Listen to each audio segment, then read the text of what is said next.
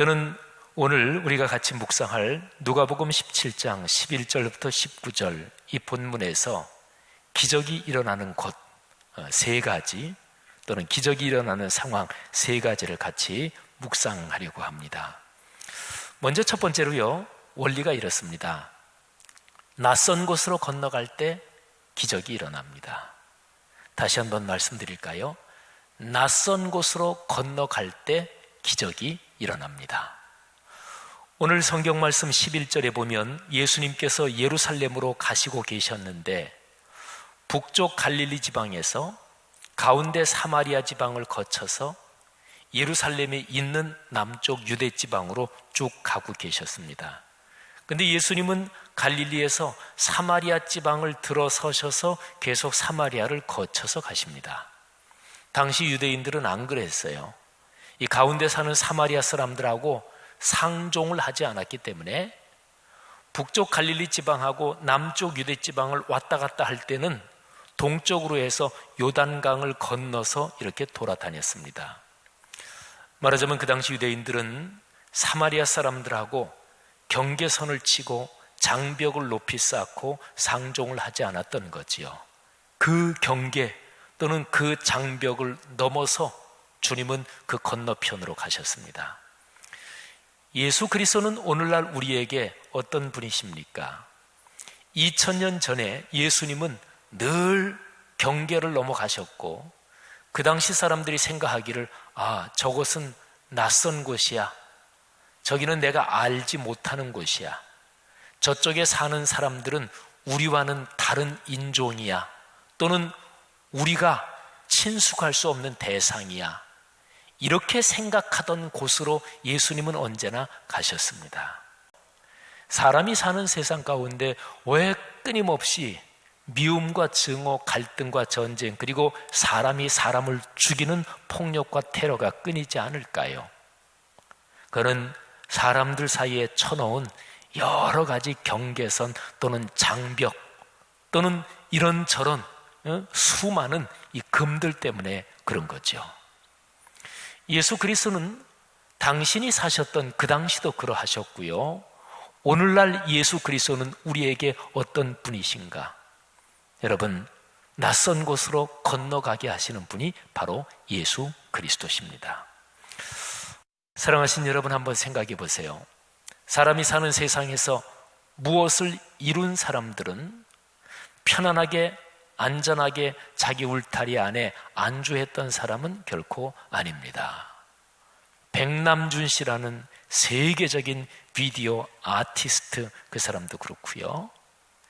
현존하는 전 세계적인 아주 대단한 화가 이우환 선생도 마찬가지고요. 또는 역사적으로 모든 사람이 다 마찬가지예요. 남들이 가보지 않은 땅, 그쪽을 향해서 도전하고 그리고 모험한 사람들이 있죠. 성경에 보면 구약 성경에서 갈렙이라는 인물은 가나안 땅에 이스라엘 백성이 들어간 뒤에 아직까지 이스라엘 백성이 쫓아내지 못한 그 산족 지방에 사는 거대한 거인들을 쫓아내기 위해서 갈렙이 나섭니다. 근데 그때 갈렙의 나이는 85이었습니다. 갈렙은 내가 지금도 하나님의 거룩한 이름을 위해서 이 일을 넉넉하게 감당할 수 있습니다 하면서 자신보다 젊은 지도자 여호수아에게 나를 가도록 허락해 주십시오, 이렇게 얘기를 하죠. 우리는 참으로 모험과 그리고 가보지 않은 낯선 땅을 향해서 떠났다 하는 데서는 언제나 아브라함을 떠올릴 수밖에 없습니다. 창세기 12장 성경 전체 66권의 길목이 되는 저 위대한 구절들에서 하나님은 아브라함에게 이렇게 말씀하십니다. 내 고향과 친척과 아버지의 집을 떠나 내가 내게 지시할 땅으로 가라. 아브라함이 전에 가봤던 곳 아닙니다. 아브라함이 들어는 봤을지 모르지만 한 번도 가보지 않은, 말하자면 낯선 땅이요, 바다로 말하면 낯선 바다입니다. 하나님은 아브라함에게 그 땅으로 가라, 그 낯선 바다로 돛을 올리고 항해해라, 이렇게 말씀하시는 거지요. 창세기 12장 4절에 보면 아브라함이 여호와의 말씀을 따라갔다고 기록하고 있습니다. 사랑하는 여러분, 낯선 곳으로 건너가는 용기가 여러분과 저 오늘날의 그리스도인들에게 있기를 주님의 이름으로 권면합니다. 거기에서 기적을 체험하시기를 축복합니다. 두 번째로 오늘 여기 성경 본문을 보면 주님의 말씀에 순종할 때 거기에서 기적이 일어납니다. 오늘 여기 성경 말씀에 10명의 나병 환자들이 예수님을 만나서 예수님께 간절히 부르짖으며 도움을 요청합니다. 우리를 불쌍히 여기소서, 우리를 고쳐주십시오. 예수님께서 10명의 나병 환자들에게 말씀하십니다. 가서 제사장들에게 너희 몸을 보이라. 나병에 걸렸다가 회복되면 그를 공적으로, 요즘 말로 말하면 이 사람 완치됐습니다, 공적으로 인정하는 인증서를 끊어주는 사람이 그 당시에는 제사장이었어요. 예수님께서 제사장들에게 너희 몸을 보이고 너희가 치료된 것을 확인받고 가족에게 돌아가고 사회로 복귀해라, 이런 얘기지요. 그런데 문제가 10명의 나병 환자는 아직까지 자기들의 몸에 병이 낫지 않았어요. 아직까지 병에 걸린 채였습니다. 근데 예수님은 그 병은 치료해 주지도 않으신 채 제사장에게 가라고 말씀하십니다. 그러니까 병이 치료받는 현상, 눈으로 볼 수 있고 손으로 만질 수 있는 현상은 아직 없었습니다. 다만 말씀하시면서 그 말씀 속에 그 현상이 일어날 것이다, 이게 말씀 속에 들어있는 거지요. 10명의 나병 환자들이 이렇게 반응할 수도 있었겠죠. 아니, 몸이 나은 현상을 봐야 가지요. 몸이 아직 나병에 걸린 채인데 어떻게 제사장들에게 갑니까? 사랑하신 여러분, 잘 생각해 보세요. 현상을 손에 쥐고 현상을 내 육신의 눈으로, 신체의 눈으로 확인하고 그리고 걸어가는 그런 사람들이 무슨 어떤 일을 이루나요? 여러분, 신앙적인 영역을 떠나서도 이 세상의 일반적인 모든 사람의 삶에서도 아직 눈에 보이지 않고 아직 손에 잡히지 않지만, 그러나 믿음을 가지고 확신을 가지고 용기를 가지고 이미 행동을 시작하는 사람에게 그 문이 열리는 거예요. 제가 지난 주간에 인터넷 영상을 재미있는 걸 하나 봤어요. 농구 골대가 있고요, 그리고 어떤 젊은 여자가 농구 공을 들고 거기에다가 던집니다. 근데 한번 던졌는데 안 들어가요. 이 여자가 다시 한번 또 힘껏 던지는데도 역시 안 들어가요. 뭐 여자는 농구 선수가 아니니까. 근데 아마 농구 선수 유명한 코치 같은데 키 큰 남자가 이렇게 나타나서 아유, 그 뭐 공이 안 들어가네요. 그러니까 이 여자가 아유, 뭐 제가 간호사인데 제가 전문가가 아니니까 안 들어가지요. 근데 이 사이 남자가 제안을 하는 거예요. 눈을 한번 가리고 한번 해보십시오. 아유, 그냥도 안 들어가는데 어떻게 눈 가리고 어떻게 들어갑니까? 아유, 할 수 있을 거라고. 그리고 분명히 눈을 가리고 내가 집어넣을 수 있다고 생각하고 하면 들어갈 텐데 들어갈 거니까 우리 축하해 줄 사람, 응원해 줄 사람도 좀 오게 하자고. 그러면서 그 영상을 보니까 한 7, 8명, 한 10여 명 조금 못되게 사람들이 이렇게 와요. 그러면 사람들이 쭉 옆에 서 있고, 그러니까 이 여자가 한번 해보겠다고. 그래서 천으로 눈을 가려요. 그리고 이제 이 남자가 공을 줍니다. 자, 아까 골대 어디 있는지 봤죠? 자, 한번 분명히 들어갑니다. 한번 확신을 가지고 열심히 한번 던져보세요.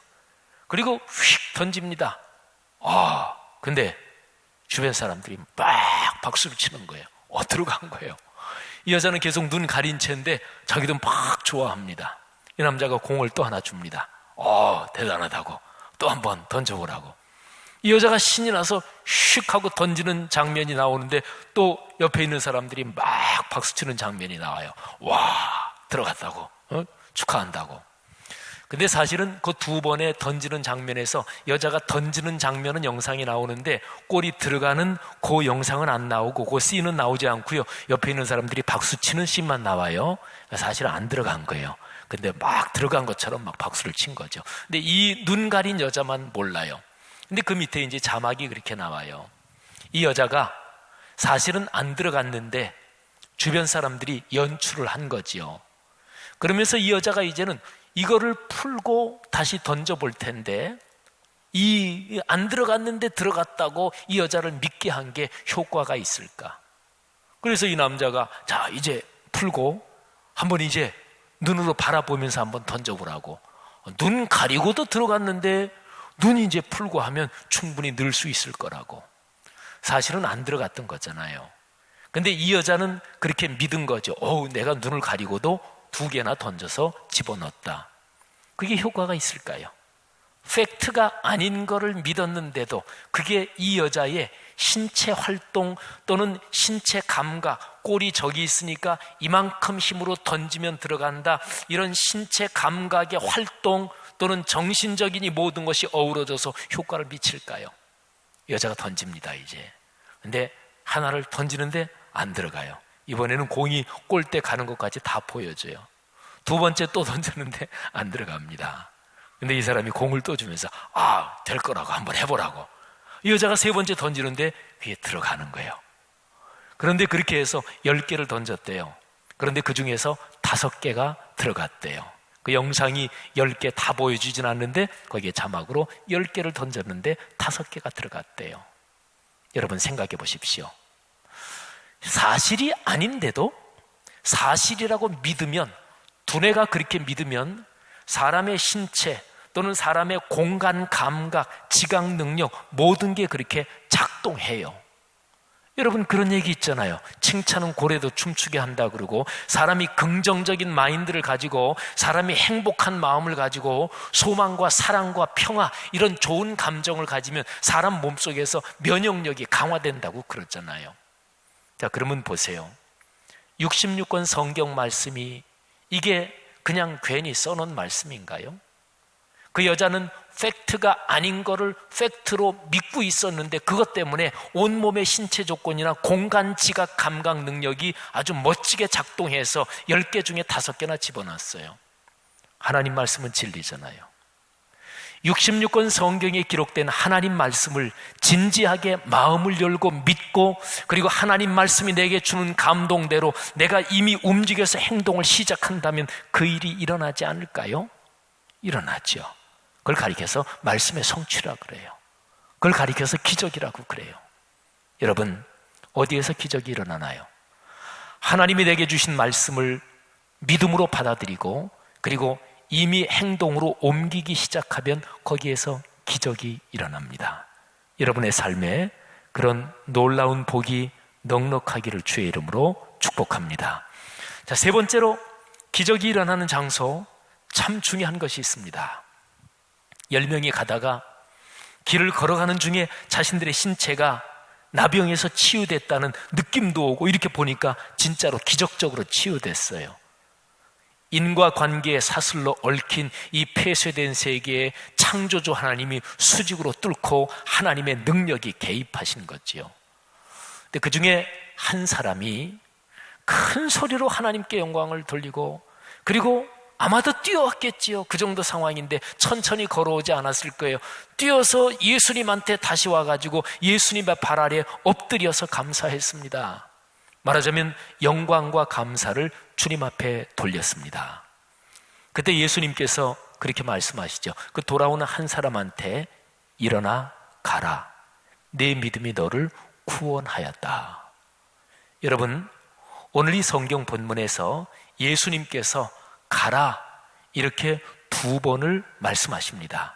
14절에 보면 가서 제사장들에게 너희 몸을 보이라. 10명의 나비 환자들에게 가라, 제사장들에게 이렇게 말씀하시고요. 2번째는 여기 돌아온 한 사람, 그 사람에게 19절에서 가라, 내 믿음이 너를 구원하였다 이렇게 말씀하세요.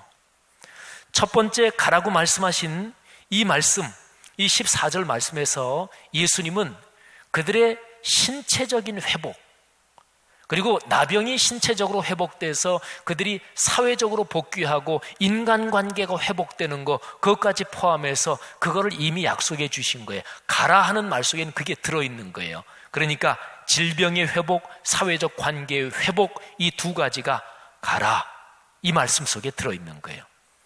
그런데 19절에 있는 2번째 가라는 말씀, 이 뒤에는 이런 말씀이 이어지지요.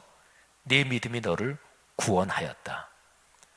여기에서 구원하였다는 말 속에는 무슨 뜻이 더 담겨 있을까요?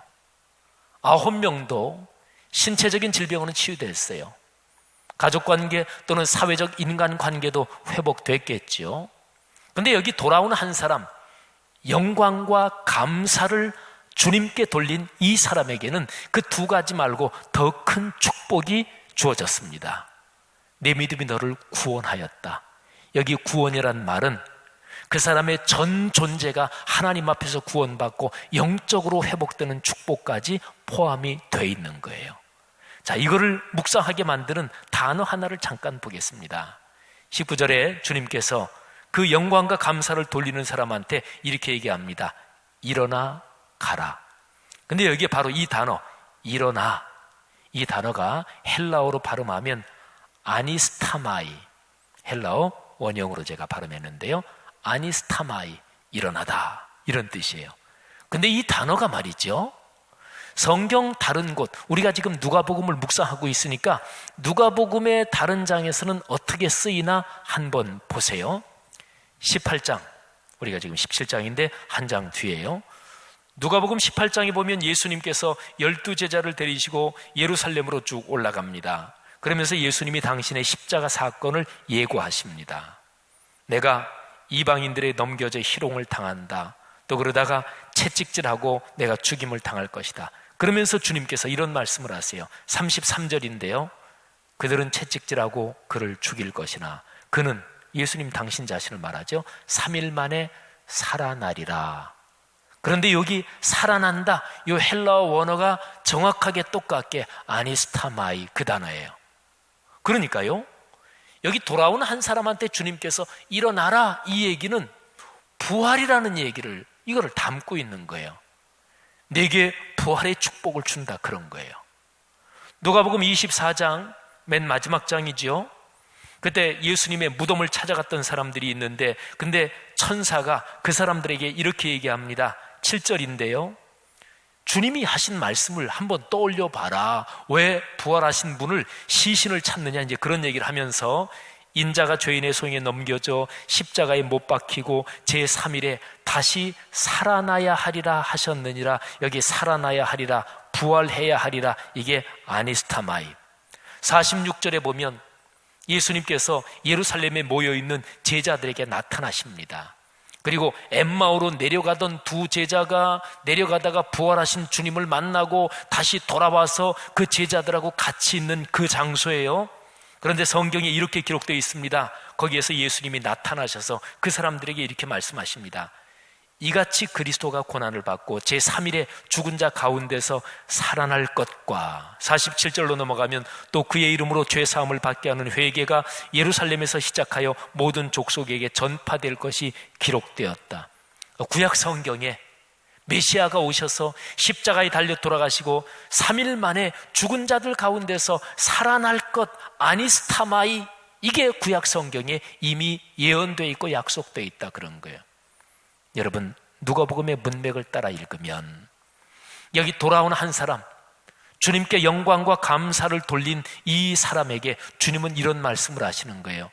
내 영혼까지, 신체 질병의 치료, 사회적인 인간관계 회복, 이 정도만이 아니라 내 영혼까지, 내 삶의 전 존재가 죽음과 사망 그리고 사탄의 죄의 권세를 이긴 위대한 부활의 축복이 내 인생에 있을 것이다.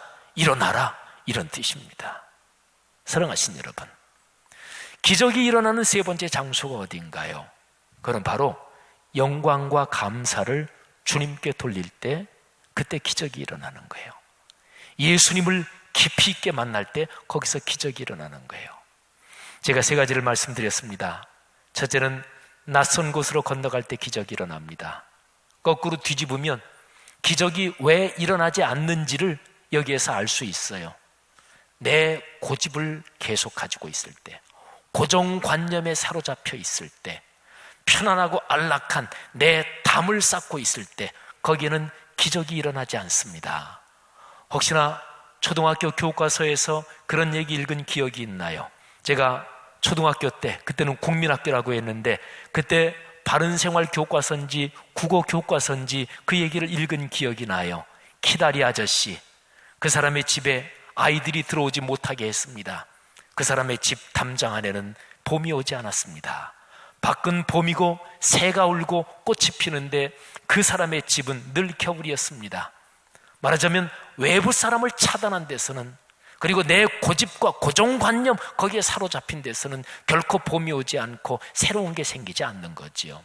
낯선 곳으로 건너가는 용기가 있어야 합니다. 두 번째는 창조주의 말씀에, 거룩한 말씀에 순종할 때 기적이 일어납니다. 이거를 뒤집으면 이렇게 됩니다. 말씀보다 상식이 더 중요하다고 생각하지 않나요? 하나님의 거룩한 진리의 말씀보다 이 세상에서 내가 사는 요령이 더 중요하다고 생각하고 있지는 않나요? 이 세상을 살아가는데 직장 생활 어렵고 공부하는 것도 만만치 않고 인생 살아가는 게 만만치 않은데 그것 때문에 고민하고 그리고 번민하면서도 말씀은 묵상하지 않나요? 왜 말씀을 묵상하지 않을까요? 만일에 그 말씀에서 이 세상의 고민을 해결해 줄 수 있는 해답이 거기 있다고 확신을 하면 말씀을 떠들쳐 볼 거 아니겠어요?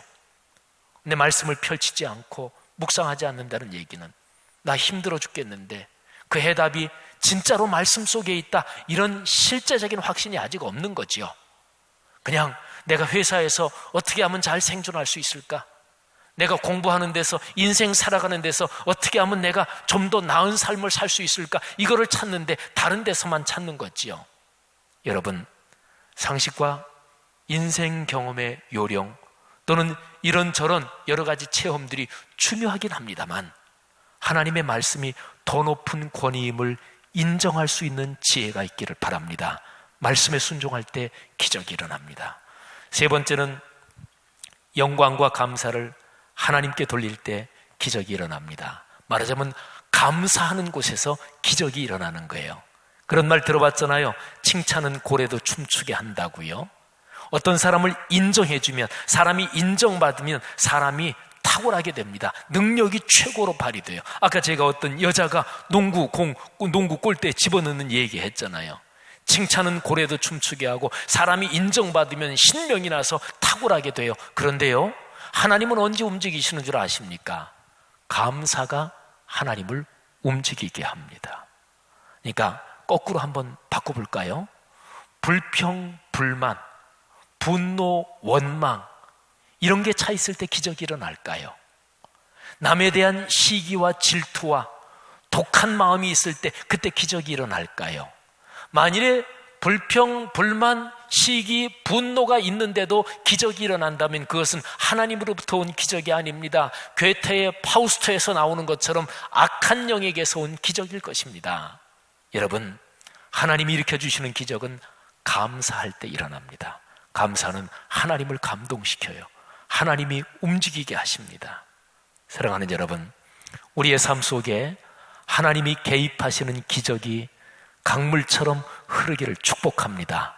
그를 위해서 낯선 곳으로 건너가는 용기와 하나님의 말씀에 마음을 열고 귀를 열고 말씀을 듣고 순종하는 용기와 그리고 감사를 하나님께 돌리고 내 삶에 감사가 넘치는 그런 생활이 되기를 주님의 이름으로 권면합니다.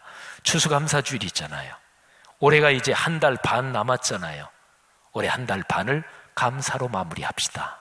그래서 2015년 살아온 10달 반 이 세월 속에서, 이 시간 속에서 힘든 건 물론 있었겠고 내가 잘못한 건 물론 있었겠고 참으로 불평할 거리, 참으로 누구 때문에 내가 이렇게 됐다, 그런 것도 없지는 않았을 거예요. 그런데 올해를 어떻게 마무리하시겠습니까?